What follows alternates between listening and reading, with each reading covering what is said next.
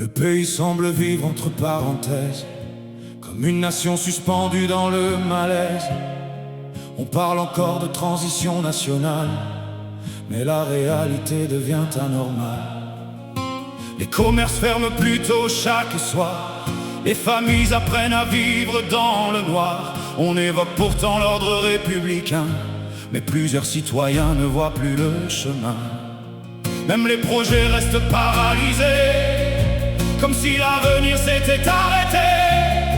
Et dans les rues pleines d'incertitude, le peuple avance avec inquiétude. Combien de temps peut durer cette attente pendant que la souffrance augmente? Et quand un peuple commence à ralentir, c'est parfois l'espoir qui commence à partir.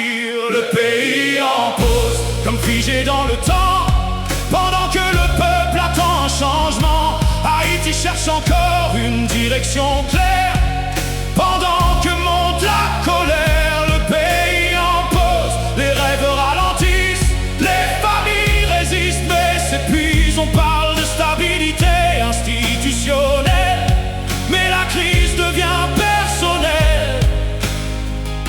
On évoque les principes démocratiques, mais le climat devient critique. Les citoyens réclament plus de sécurité, plus de justice et plus de vérité. Même les lieux de rassemblement ferment, comme si la peur gouvernait elle-même.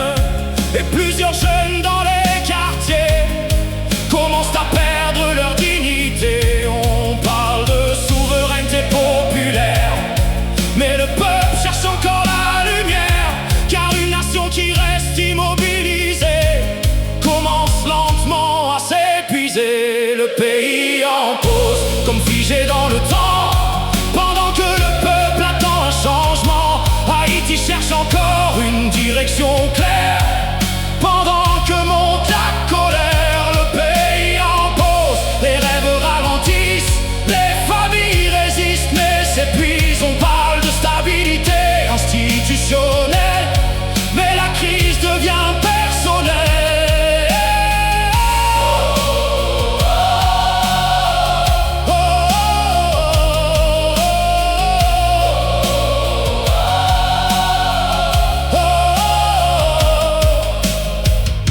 Une nation ne meurt pas toujours d'un seul coup.